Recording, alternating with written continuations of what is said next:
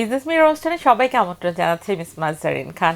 দর্শক, আজ আমরা আলোচনার বিষয় রেখেছি পুঁজিবাজারের সংকট, সম্ভাবনা ও ভবিষ্যৎ পথচলা নিয়ে।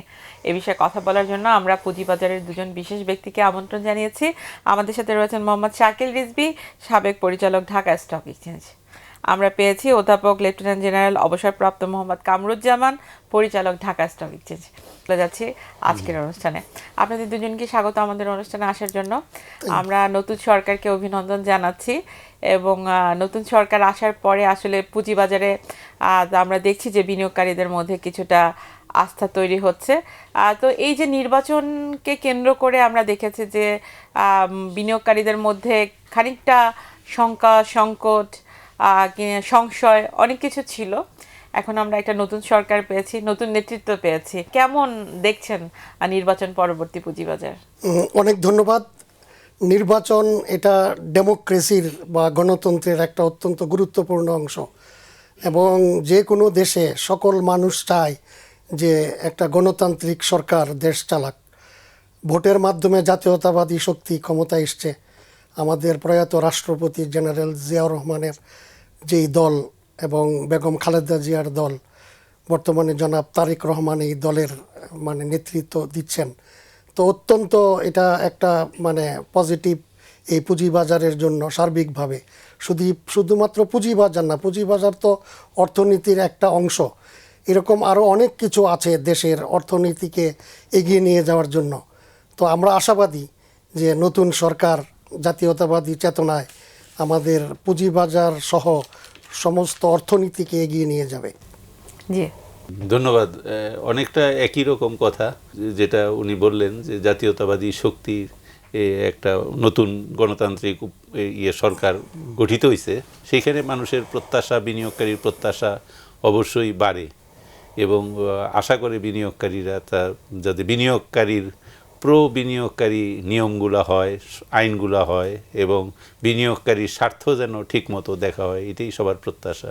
আমরা তো দেখছি যে সামনে বাজেট আসতে যাচ্ছে এবং বাজেটকে কেন্দ্র করে এখন সবকিছু একটু নতুনভাবে চিন্তা করা হবে। এবং আমাদের অর্থমন্ত্রী নবনির্বাচিত যিনি আছেন, তিনিও আমাদের পুঁজিবাজারের লোক এবং তিনি চিটাগং স্টক এক্সচেঞ্জের সাথে দীর্ঘ সময় সংযুক্ত ছিলেন। তো বাজার নিয়ে নিশ্চয়ই তার ব্যতিক্রম কিছু চিন্তা হবে, নিশ্চয়ই তার কোনো প্ল্যান আছে যেগুলো হয়তো আগামীর পুঁজিবাজারকে আরো বেশি সমৃদ্ধ করবে। সে বিষয়ে আপনার মন্তব্য কি?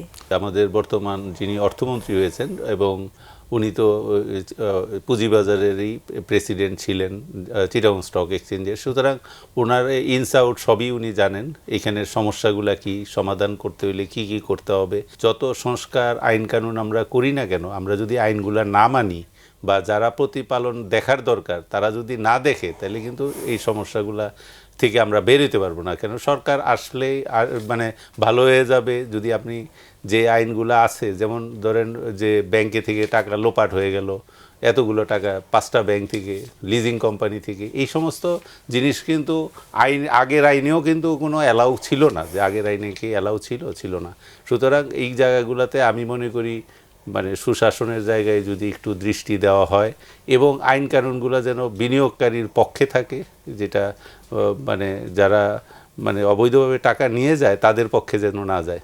আমরা 2024-25-এ দেখেছি যে আমাদের পুঁজিবাজারে টাস্ক ফোর্স গঠন হয়েছিল এবং অনেক সংস্কার হয়েছে, এবং পরবর্তীতে সেই সংস্কার প্রক্রিয়া আসলে চলমান ছিল। তো এই যে সংস্কারের যে ধারাবাহিকতা, সেটাকে আসলে আপনি কিভাবে দেখছেন? একটা দেশের উন্নয়ন হুট করে একটা সরকার করতে পারে না। অতীতের সরকার, এর আগের সরকার, এটা ধারাবাহিকভাবে সামনে যেতে থাকে। এটা একটা রিলে রেসের মতো। আমরা জাতিগতভাবে সরকার বদল হবে, এক সরকারের পরে আরেক সরকার আসবে, সকলকেই পজিটিভলি কাজ করতে হবে। একটা দেশের উন্নয়নের জন্য সবচেয়ে যে বড় শক্তি হলো মানুষ, এবং মানুষকে অনেক কোয়ালিটি মানুষ হতে হবে। আমরা বিজনেস মিরর, আপনার অনুষ্ঠান এবং বাংলা ভিশন চ্যানেল, এই ভিশনারি যদি আমরা না হই, আর এই ভিশনটা, এটা ভিশন কিন্তু দৃষ্টিশক্তি, তো এটাকে আমরা বলি ফটোপিক ভিশন, চোখে দেখা। আরেকটা ভিশন আছে যেটা লিডারশিপ ভিশন, যে অন্ধকারেও দেখতে পারে। মেডিকেল ভাষায় এটাকে বলে স্কোটোপিক ভিশন। তো এই যে 24-25-এ যে ইয়েগুলো টাস্কফোর্সগুলো রিপোর্ট, আমি নিশ্চিত যে বর্তমান যারা ক্ষমতায় আসছেন তারা এগুলোকে পর্যালোচনা করে ওনারা মানে যে কোনো ডিসিশন নেওয়ার সময় চিন্তা ভাবনা করে নেবেন। কারণ অর্থনীতিকে যদি আপনি ডিমান্ড সাপ্লাই ইয়ের মধ্যে ফেলেন তাহলে ওখানে কিন্তু আপনাকে স্বাধীনতা দিতে হবে, স্বাধীনতা দিতে হবে যাতে ওই যে অ্যাডাম স্মিথের theory laissez faire, let things be free, এত বেশি রেস্ট্রিকশান, এত বেশি রেগুলেশন অনেক সময় অর্থনৈতিক কর্মকাণ্ডকে আপনার একটু ব্যাহত করে। বাট এই স্বাধীনতা দেওয়ার জন্য আমরা যারা কাজ করছি বিভিন্ন পর্যায়ে, আমরা যারা অ্যাক্টর আছি, ইনভেস্টর, ব্রোকার্স, ইন্টারমিডিয়ারিজ, সরকার, সব কিছু মিলে আমাদের সকলকে আগে ভালো মানুষ হতে হবে, তাইলেই আমরা অর্থনৈতিক উন্নয়ন, পুঁজিবাজারের উন্নয়ন আশা করতে পারি। আর সেক্ষেত্রে আসলে নির্বাচনকে কেন্দ্র করে নতুন কেউ আসবে বা লিডারশিপে যাবে, সেটি আসলে সকলের মধ্যে একটা চিন্তা ছিল এবং তারই ধারাবাহিকতায় সংস্কার প্রক্রিয়া কিন্তু চলমান ছিল। তো আমরা দেখেছি যে এই টাইমটাতে সবাই একটা অবজারভেশন মুডে ছিল যে নতুন নেতৃত্ব না আসা পর্যন্ত বিদেশিরাও ইনভেস্টমেন্টে আসছিল না, এবং যাদের হাতে লোকালি ফান্ড আছে বা যারা ইনভেস্টমেন্টের জন্য সবসময় নিজেদেরকে প্রস্তুত রাখে তারাও একটা অবজার্ভ করছিল যে আসলে দেশের পরিস্থিতি কি হয়, লিডারশিপে কে আসে, বা তারপরে দেখে শুনে তারা ইনভেস্টমেন্ট করবে, এরকম একটা বিষয় আপনাদের দিক থেকেও এসেছে আমরা শুনেছি। তো এখন তো আসলে সেই পরিস্থিতিটা কেটে গেছে এবং নতুন নেতৃত্ব আমরা পেয়েছি, নতুন সম্ভাবনা আমরা দেখছি। সেখানে আপনার কাছে কি মনে হচ্ছে যে ইনভেস্টমেন্টের অপরচুনিটি তো আগামীতে অপার, সেই জায়গাটা যদি একটু বিশ্লেষণ করতেন। কেয়ারটেকার গভর্নমেন্ট যেটা থাকে তখন কিন্তু ওইভাবে ইনভেস্টমেন্ট আসে না, বিদেশি বিনিয়োগও আসে না এবং লোকাল বড় ইনভেস্টাররাও আসে না। তো এখন একটা সুযোগ হয়েছে, নতুন ইনভেস্টাররাও আসবে, এটা তো প্রত্যাশা। এবং এই প্রত্যাশা থেকেই কিন্তু নির্বাচন কিছুদিন আগে থেকে, যেমন আগে প্রথম দিকে গুজব ছিল ইলেকশন ডেট দিলে কী হবে, ইলেকশন হবে না, আমরা যেটা ফেসবুকে দেখতাম, তো ইলেকশন হইলে কী হবে, হবে না, গন্ডগোল লাগবে, এরকম অনেক শঙ্কায় কিন্তু মার্কেটটা অনেক নিচে, নেতিবাচক সংকট, মার্কেটের জন্য অনেক সংকট তৈরি হয়েছে। যখন পজিটিভলি ইলেকশনটা হয়েছে তখন কিন্তু আবার ভয়ে কিন্তু অনেকে ফান্ডও তুলে নিয়েছে, যার কারণে লিকুইডিটি ক্রাইসিস অনেক মানে বেশি। পরে কি গন্ডগোল হবে, কিভাবে চলবে, সেই জন্য অনেক ফান্ড উইথড্র হয়েছে। তারপরে পরেই আবার কিন্তু মানে যেটা উচ্ছ্বাস বা যেটাই বলেন একসাথে 200 পয়েন্ট বাড়া, এটাও হঠাৎ করে 200 পয়েন্ট বাড়া, তো প্রতিদিন তো আর 200 পয়েন্ট করে বাড়বে না। যদি প্রথম দিন 30 পয়েন্ট 50 পয়েন্ট করে বাড়তো তাহলে হয়তো, যেহেতু এত হিসাব করে মার্কেট চলে না, মার্কেট যখন উচ্ছ্বাস আসে, অকশন মার্কেট তো তখন এরকমই দামটা বাড়ে, আবার কারেকশন হয়, আবার বাড়ে।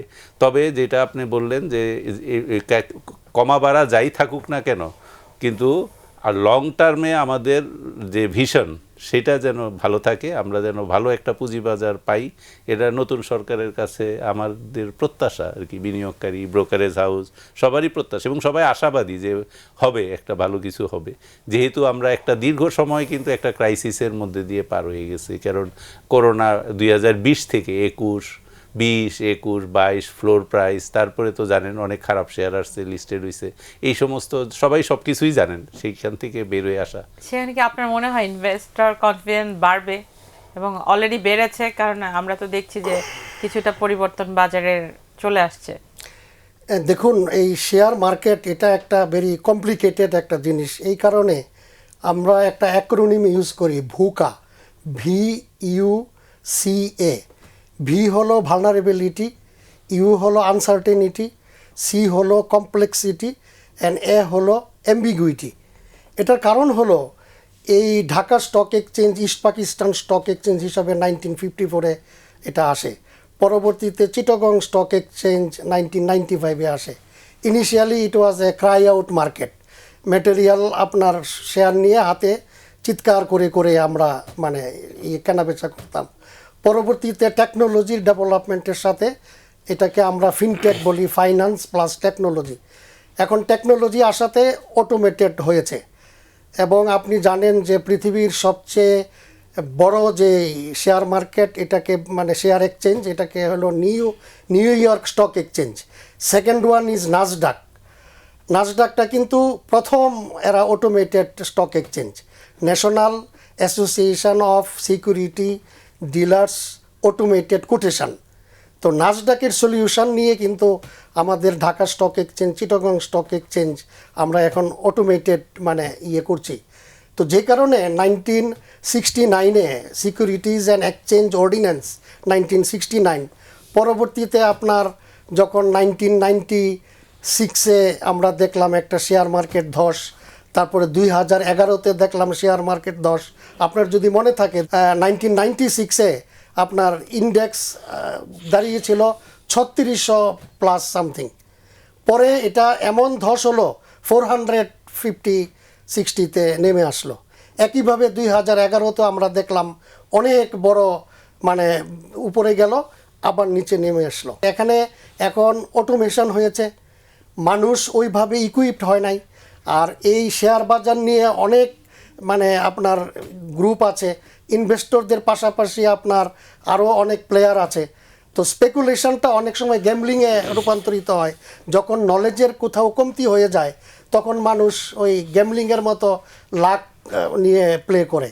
তো এটা একটা ইস্যু আমি মনে করি যে সকলকে নলেজেবল হইতে হবে, এই ফাইন্যান্সিয়াল লিটারেসি বাড়াতে হবে। আর সেই জায়গা থেকে একটু জানতে চাই যে এই যে পলিটিক্যাল স্ট্যাবিলিটি এবং ইনভেস্টরদের বেশ কিছুদিন ধরে যে সংকট নিরসনের জন্য এখন আমরা দেখছি যে নতুন যারা আসছেন তারা তো নিশ্চয়ই নতুন নতুন পলিসি এবং নতুন নতুন সিদ্ধান্তগুলো তৈরি করবেন পুঁজিবাজারের জন্য, যাতে সামনে আগামীর বাজারকে সংকট মুক্ত করা যায়। সেখানে আপনার কাছে কি মনে হয় যে মোটা দাগে যে সিদ্ধান্তগুলো নেওয়া হবে সেখানে কি কি ইনক্লুড করা উচিত? প্রথমে যেটা আমি বলবো যে কিছুদিন আগে মানে কয়েক মাস আগে 5টা ব্যাংক যে শেয়ার হোল্ডার যারা ছিল তারা যে ক্ষতিগ্রস্ত হইল, যে মানে রাষ্ট্রীয়ভাবে যে তাদের প্রফিটগুলো দেখানো হয়েছিল, এজিএম করা, ডিভিডেন্ড দেওয়া, এটা তো মানে স্বীকৃত ছিল। হঠাৎ করে এটা নাই করে দেওয়াতে বিনিয়োগকারীর মধ্যে কিন্তু একটা হতাশা চলে আসছে। আমরা যদি বলি যে বিনিয়োগকারীর শিক্ষা দরকার, শিক্ষা দিলাম, কিন্তু যে শিক্ষা দেখে সে কিনলো, কেনার পরে বলতেছে যে এই অডিট রিপোর্টটা আসলে ভুল ছিল, বাংলাদেশ ব্যাংক যদি বলে, তাহলে কেমন হইল জিনিসটা?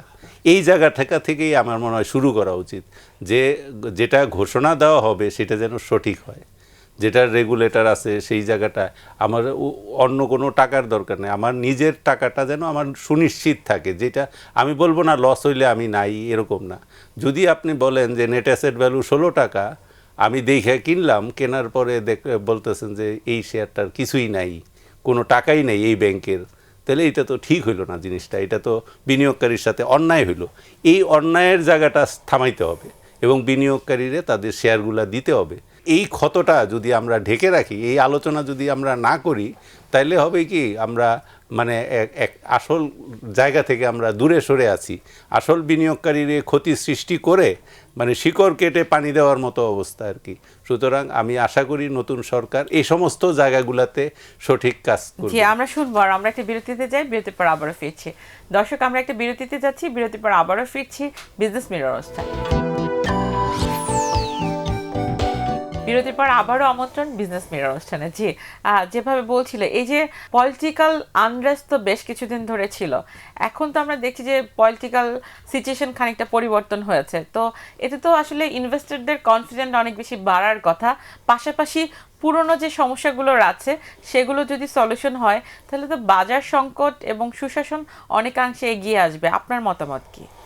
দেখুন, একটা অর্থনীতিতে মানে পুঁজিবাজার একটা পিসমিলভাবে আমরা যদি দেখি হবে না, হলিস্টিকভাবে যদি আপনি দেখেন, এই পুঁজিবাজারের সাথে অনেক কিছু কানেক্টেড। এই পুঁজিবাজারের সাথে আমি যদি কতগুলো অ্যাক্টের কথা বলি, একটা বললাম সিকিউরিটিজ অ্যান্ড এক্সচেঞ্জ অর্ডিন্যান্স 1969, পরবর্তীতে 1993-তে সিকিউরিটিজ এক্সচেঞ্জ কমিশন অ্যাক্ট হলো, পরবর্তীতে 2013-তে ডিমিউচুয়ালাইজেশন এক্সচেঞ্জেস ডিমিউচুয়ালাইজেশন অ্যাক্ট 2013। এইটা কেন করেছিল? যে আমরা ডিমিউচুয়ালাইজ যদি হয় তাহলে ওনারশিপের সাথে আপনার বিজনেস সেপারেট হবে এবং এটা নন প্রফিট থেকে প্রফিট ওরিয়েন্টেড হবে। তো বিজনেস শব্দটা এটার মধ্যেই বলা আছে, বিজিনেস ব্যস্ততা, বাট এই ব্যস্ততা কী নিয়ে?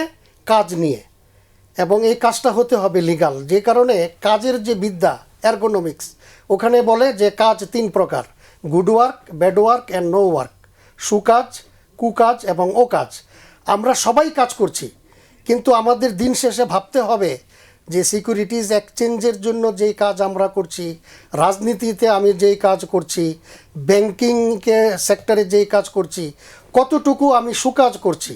কুকাজ অকাজের পরিমাণ কমিয়ে যদি ভালো কাজে, লিগ্যাল কাজে আমরা সকলে ব্রত হই, তাইলে আমার মনে হয় এত মানে রেগুলেশনেরও হয়তো দরকার হবে না। আরেকটা হলো যে এখন আপনার এআই এর যুগ, আর্টিফিশিয়াল ইন্টেলিজেন্স, এবং আর্টিফিশিয়াল ইন্টেলিজেন্সের মাধ্যমে কিন্তু আমরা চাইলে এই নো ওয়ার্ক এবং ব্যাড ওয়ার্ককে কমাতে পারি। এটা কিন্তু মানে সম্ভব। আমরা যদি artificial intelligence, block chain, big data এগুলোর হেল্প নিয়ে যদি আমাদের অটোমেশনকে আরও একটু বিদেশিদের হেল্প নিয়ে, আমাদের দেশে অনেক ব্রেন মেধা বিদেশে পড়াচ্ছে এগুলোর উপরে, ওদেরকে নিয়ে এসে যদি সলিউশনগুলো বের করি, আমার মনে হয় আমরা এগিয়ে যাব। এই সংকট নিরসনে আসলে পুঁজিবাজারকে সামনের দিকে এগিয়ে নিতে আপনার কাছে কি মনে হয় যে যে সংস্কারগুলো আছে, পাশাপাশি আর কি কি বর্তমান সরকার রিফর্ম করতে পারে যেটি বাজার ডেভেলপমেন্টে অনেক বেশি সহযোগিতা করবে? পাশাপাশি তারল্য সংকট যে প্রকট, সেখানে তো ফান্ডের প্রয়োজন রয়েছে, অনেক ফান্ড বাজার থেকে চলে গেছে। সো ওই ফান্ডগুলো কিভাবে ফিরিয়ে এনে পুঁজিবাজারের সংস্কারের কাজে লাগানো যায় বলে আপনি মানে উনি যেটা বললেন যে শুধু স্টক এক্সচেঞ্জে আলাদাভাবে দেখলে হবে না, টোটাল ইকোনমির সাথে এটারে চিন্তা করতে হবে। যেমন আপনি লিকুইডিটি ক্রাইসিস, এটা তো আসলে স্টক এক্সচেঞ্জের বা সিকিউরিটি এক্সচেঞ্জ কমিশনের এটা কাজ না। এটা এই জিনিসটা হলো বাংলাদেশের সার্বিক অর্থনীতির যে লিকুইডিটি কী হবে, কীরকম এক্সপোর্ট বাড়তেছে কিনা, রেমিটেন্স আসতেছে কিনা, তার সাথে কিন্তু সম্পর্কযুক্ত। আপনার এফডিআর রেটটা যদি কমতে থাকে তাহলে স্বাভাবিকভাবেই ক্যাপিটাল মার্কেটে লোকজন আসে।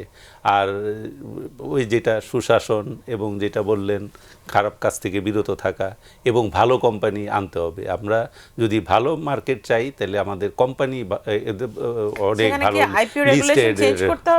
আমার মনে হয় আইপিও রেগুলেশন তো চেঞ্জ করা হয়েছে, যেটা করে গেছে সেটা ঠিক আছে, কিন্তু সেটাতে তো আপনার যেটা লক করা হয়েছে যে খারাপ কোম্পানি যাতে ঢুকতে না পারে। কিন্তু ভালো কোম্পানিরে আমার মনে হয় যে যাদের সেল আছে এরকম রে আর একটু ইজি করে মার্কেটে নিয়ে আসা উচিত। যাদের সত্যিকার অর্থে রিয়েল বিজনেস, তাদের বেলায়ও যদি একই জিনিস হয় তাহলে মানে কেউ আর এটা আসবে না, তাদের একটু কেন আসবে। সুতরাং যেগুলা আমরা চাই গ্রোথ কোম্পানি লিস্টেড, এবং মার্কেট ভালো করতে গেলে শুধু এই মিষ্টি কথায় হবে না, এবং একটা প্রত্যাশা দিলাম মার্কেট ভালো হয়ে যাবে, এই সরকার আসছে এখন ভালো হবে, এগুলা কিন্তু আসলে কোনো ফ্রুটফুল কথা না। আসল কথা হলো আপনার ভালো কোম্পানি লিস্টেড করতে হবে সবার আগে সেটা, এবং গ্রোথ কোম্পানি যেটা উনি বললেন যে বিজনেস থাকতে হবে, বিজনেসের মাইন্ডেড, রেগুলেশনগুলোও বিজনেস মাইন্ডেড হইতে হবে। মানে ওভার রেগুলেশন করে আপনার বিজনেসটারে থামায় দেওয়া, স্লো করে দেওয়া। আমরা চাই সুশাসন, বাট এমন মানে একটু এই জায়গাটাও খেয়াল রাখতে হবে। পলিসি প্রো বিজনেস, আপনি যদি বিজনেসই না থাকে তাহলে তো আপনি ট্যাক্সও পাচ্ছেন না, কোনো কিছুই না, মানুষ বেকার হয়ে যাচ্ছে। তারও মানে বিজনেসের দিকে বেশি ফোকাস দিয়ে আবার যাতে অন্যায় অনিয়ম না হয় সেই জায়গায়ও জোর দিতে হবে। আমরা গত টাইমটাতে দেখেছিলাম যে লাস্টের 2024-25-এ সিকিউরিটিজ অ্যান্ড এক্সচেঞ্জ কমিশনে কিছুটা পরিবর্তন এসেছিল এবং সেখানে লোকবলের খানিকটা অভাব তৈরি হয়েছে। এখানে কি কোনো রিফর্মের প্রয়োজন রয়েছে? এবং ঢাকা স্টক এক্সচেঞ্জ এবং securities and exchange commission, DSC, CSC, SSC তিনজন তো কোলাবোরেশনেই কাজ করে। তো সেই জায়গায় আপনার কাছে কি মনে হয় যে নতুন কি রিফর্ম তারা নিয়ে আসতে পারে? রিফর্মটা আসলে একটা চলমান প্রক্রিয়া, এটা আপনার ইস এ কন্টিনিউয়াস প্রসেস। কাজ চলবে, কাজের সাথে রিফর্ম লাগবে, বিকজ টেকনোলজি চেঞ্জ হচ্ছে, আপনার আমাদের জিও পলিটিক্স চেঞ্জ হচ্ছে। সো আপনার রিফর্মটা মানে আলাদাভাবে বোর্ড করে রিফর্ম হবে, ওটা যেরকম মাঝে মাঝে প্রয়োজন, বাট কন্টিনিউটিও একটা ব্যাপার। আর আমাদের এই যে বিগত সময়ে যে অন্যায়গুলো হয়েছে, আমরা বলছি যে আইন, সুন্দর সুন্দর আইন আছে আমাদের দেশে, অনেক আইন, কিন্তু আইনের শাসন, রুল অফ ল, এটা আমরা অনেক সময় দেখি যে হয় না। আপনি কি মনে করেন যে এই যে ব্যাংক কয়েকটা যে ব্যাংকরাপসি হলো, তো এই ব্যাংকরাপসির পিছনে কি সাধারণ মানুষ দায়ী? আপনি দেখবেন হাতে গোনা কিছু লোক, এরা শিক্ষিত, বাট আমি বলবো যে দে আর নট গুড এডুকেশনের শিক্ষিত, তারা আসলে ব্যাড এডুকেশন। মানে সুশিক্ষায় শিক্ষিত হলে এ ধরনের কাজ কেউ করতে পারে না। আর সবচেয়ে যেটা খারাপ যে একটা দেশের জিডিপির যে ক্যালকুলেশন, এক বছরে আপনার টোটাল গুডস অ্যান্ড সার্ভিস, এটার সাথে বাইরের রিমিটেন্স কি আসলো আর আমাদের দেশ থেকে বিদেশিরা কি রেমিটেন্স নিয়ে যাচ্ছে ওইটা মাইনাস করে জিডিপিটা ক্যালকুলেট করা হয়। মোটা দাগে আমাদের জিডিপি 48 লক্ষ কোটি টাকা, আর বাজেট যেটা হয় আমরা ডেফিসিট বাজেট করি, সো আমাদের এক্সপেন্স প্রায় 8 লক্ষ কোটি টাকা। তো পার্সেন্টেজ অফ বাজেট জিডিপি দেখবেন 14 to 15%। আমাদের শেয়ার মার্কেট ইন জেনারেল, আমাদের বাংলাদেশের শেয়ার মার্কেটও আপনার মার্কেট ক্যাপিটালাইজেশন করলে দেখা যায় এটাও 14 to 15%। ওইভাবে শেয়ার মার্কেট কিন্তু আরও অনেক বেশি আপনার মার্কেট ক্যাপিটালাইজেশন হওয়ার কথা, because this is the indication যে দেশে উন্নয়নের কাজ চলছে। এবং এখানে সবচেয়ে যেটা বড় সুন্দর কথা শেয়ার মার্কেট নিয়ে, ব্যাংক থেকে আপনি লোন নেন এবং এটার জন্য আপনি সুদ পাবেন, কিন্তু আপনি যখন একটা শেয়ার কিনেন আপনি কিন্তু ওইখানকার মালিকানা পাচ্ছেন। তার মানে অর্থনীতির ডেমোক্রেটাইজেশন, যে আপনি মানে বড় বড় কোম্পানিগুলোর একজন মালিক, অল্প ইয়ের মালিক হলো ইউ আর এ ওনার। এই যে ওনারশিপ, এগুলো আপনার আপনার মার্কেটকে, দেশকে এগিয়ে নিয়ে যায়, যেতে সহযোগিতা করবে। আমরা অনুষ্ঠান শেষ করব, যেহেতু 5 বছরের জন্য একটি নতুন সরকার নির্বাচিত হয়েছে, আগামী 5 বছরকে কেন্দ্র করে আসলে সরকারের কাছে কি চাইবেন? আগামী 5 বছরে আমি যেটা মনে করি, ভালো কোম্পানি আনার জন্য ফোকাসটা দিতে হবে। এখন আমাদের বিজনেস দরকার, এখন আমাদের লিস্টেড কোম্পানি আরও বাড়াইতে হবে, এবং সেটার জন্য যা যা ইনিশিয়েটিভ দরকার, ইনসেনটিভ দেওয়া দরকার, সেটা করা উচিত। জি, অতীতে আমরা প্রায় শুনতাম সমন্বয়হীনতার কথা, তো এইবার আসলে নতুন সরকার নিশ্চয়ই সবাইকে নিয়ে সেই সমন্বয়হীনতার জায়গাটা তো নিশ্চয়ই তারা পরিবর্তন করবেন এবং সবাইকে নিয়েই কাজ করবেন। জি, একতা নিয়ে যদি আমরা কাজ করি, আর কথায় কথায় আমরা যদি নিজেদেরকে এত ছোট না ভেবে, আমরা যদি বাইরের এত এক্সপার্ট নিয়ে এসে, বাইরের এক্সপার্ট আপনার প্রবলেম সলভ করতে পারবে না। আমরা যেখানে বিশ্বে অনেক দেশে আমাদের মিলিটারি বা পৃথিবীর অনেক দেশে আপনার শান্তি রক্ষা করছে, এবং এবার দেখেছেন মিলিটারি ইলেকশন ডিউটিতে কত সুন্দর ডিউটি করেছে। আমরা জাতিসংঘে নাম্বার 1 ট্রুপস কন্ট্রিবিউটিং কান্ট্রি হিসাবে অনেকবার ছিলাম, এবং ইনশাল্লাহ অচিরেই আবার আমরা নাম্বার 1 হব। আমাদের দেশের লোকরা বাইরের বিশ্ববিদ্যালয়ে পড়াচ্ছে, ওদের নাসডাক, ওদের নাসা, এই সমস্ত প্রোগ্রামের দেয়ার দি প্রোগ্রামার। সেখানে আমরা বিদেশ থেকে আমাদের ডলার খরচ করে আমরা বিদেশ থেকে এক্সপার্ট নিয়ে আসি কথায় কথায়। এগুলো যেন আমরা না করি, কারণ আমরা জানি ভারতের গুজরাট রাজ্যের একজন নেতা ছিলেন গোপাল কৃষ্ণ গোখলে। উনি বলেছিলেন, what Bengal things today, India things it tomorrow, and rest of the world things eat day after. তো আমরা কিন্তু সেই বাংলাদেশি মানুষ। আমরাও আশা করছি যে আগামীর বাংলাদেশ হবে সম্ভাবনার বাংলাদেশ, এবং নতুন সরকার যে সিদ্ধান্ত নিবে অতীতের সমন্বয়হীনতা কাটিয়ে তারা যেন সকলকে নিয়ে পুঁজিবাজার যে বান্ধব সিদ্ধান্ত সেগুলো যেন নেয় এবং বাজারকে আগামীতে আরও বেশি সমৃদ্ধ করে। আপনাদের দুজনকে অসংখ্য ধন্যবাদ আমাদেরকে সময় দেওয়ার জন্য। ধন্যবাদ দর্শক, এই ছিল বিজনেস মিরর অনুষ্ঠান। দেখা হবে আগামী সপ্তাহে। সে পর্যন্ত সবাই ভালো থাকুন, সুস্থ থাকুন, নিরাপদে থাকুন।